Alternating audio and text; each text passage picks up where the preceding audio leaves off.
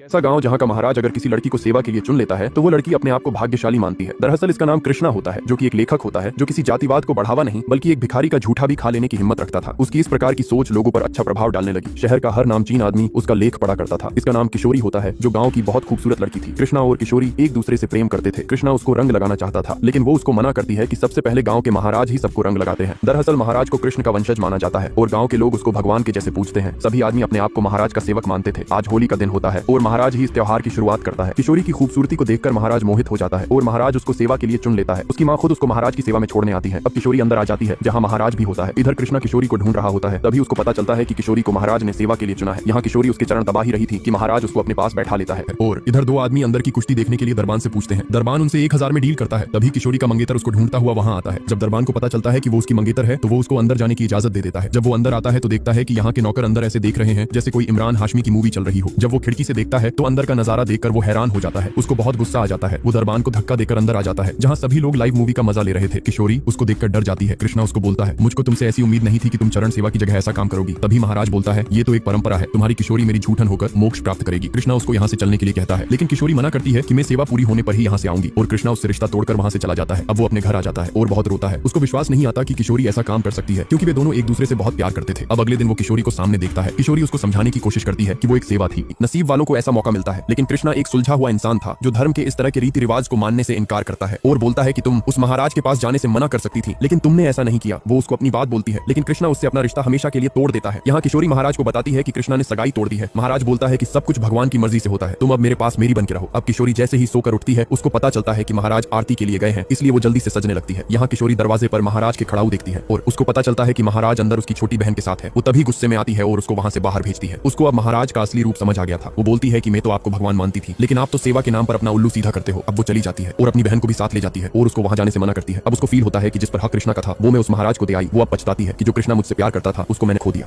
कृष्णा अपनी मंगेतर को छोड़ देता है क्योंकि वो सेवा के नाम पर महाराज के साथ रही थी, क्योंकि इस गांव में महाराज को भगवान माना जाता है। यहाँ कृष्णा का बाप उल्टा उसी पर गुस्सा करता है कि तूने किशोरी के साथ रिश्ता क्यों तोड़ा। ये हमारे गांव की परंपरा है कि लड़कियां हवेली में सेवा देती हैं। लेकिन कृष्णा एक क्रांतिकारी विचारधारा का इंसान था। उसको ये गवारा नहीं था कि उसकी होने वाली बीवी किसी आदमी के पास जाए, लेकिन उसका बाप उसकी बात नहीं सुनता और उसके एक थप्पड़ मारता है। उसकी माँ भी उसको घर से निकल जाने को बोल देती है और वो घर से निकल जाता है। जब सुबह होती है वहाँ दो आदमी आते हैं जो कृष्णा का लेख पढ़ा करते थे और उसकी सोच की इज्जत करते थे। यहाँ महाराज अपनी मालिश करा रहा था कि तभी एक आदमी अपनी बहन को लेके आता है और बताता है कि मेरी बहन आपके बच्चे की माँ बनने वाली है, अगर आपने कुछ नहीं किया तो हमारी बहुत बदनामी होगी। लेकिन वो नहीं मानता, जिससे उसका भाई गुस्सा दिखाने लगता है। लेकिन उसकी बहन महाराज से माफी मांगती है और महाराज उसको धतूरे का लड्डू खिला देता है। उसका भाई खाने के लिए मना करता है, लेकिन वो महाराज की बात मान लेती है। रात को कृष्णा जा रहा था तभी उसको आवाज सुनाई देती है। वो लड़का बताता है कि महाराज ने मेरी बहन को जहरीला लड्डू खिला दिया है। हाँ, वो बताता है कि महाराज ने मेरी बहन को धतूरे का लड्डू खिला दिया है क्योंकि वो पेट से थी। अब वो जैसे ही उसको हॉस्पिटल ले जाने के लिए बैलगाड़ी लेके आता है वो देखता है कि वे वहाँ से गायब हो जाते हैं। वो उनको ढूंढने की बहुत कोशिश करता है लेकिन वे उसको नहीं मिलते। वो एक आदमी से पूछ ही रहा था कि वो बताता है कि ये हवेली बहुत लोगों को निकल चुकी है। कृष्णा बोलता है, जब तुमको सब पता है तो आप कुछ करते क्यों नहीं हो। वो बोलता है कि महाराज की ताकत बहुत बढ़ चुकी है, मैं कुछ करना भी चाहूंगा तो मेरी भी आवाज हवेली में दबा दी जाएगी। लेकिन तू हवेली के बाहर से बहुत कुछ कर सकता है। देश के बारे में तो लिखते ही हो, हवेली के बारे में भी लिखना शुरू कर दो। लेकिन अखबार का संपादक कृष्णा को ऐसा करने से मना कर देता है कि महाराज के बारे में ऐसा करने का मतलब है कि अपने पैर पर कुल्हाड़ी मारना। लेकिन कृष्णा अपनी बात पर अटल रहता है। अब वो उसको किशोरी के बारे में बताता है कि वो तुमसे मिलने के लिए आई थी क्योंकि वो किशोरी को बहुत प्यार करता था, इसलिए उसको माफ करने के लिए मान जाता है। तभी वहाँ एक आदमी आता है और उसको अपने साथ ले जाता है। यहाँ वो आके देखता है कि किशोरी अब नहीं रही है क्योंकि महाराज ने उसके साथ जो किया था उस वजह से वो कृष्णा से आंख नहीं मिला सकती थी। अब वो बहुत गुस्से में महाराज को चेतावनी देता है।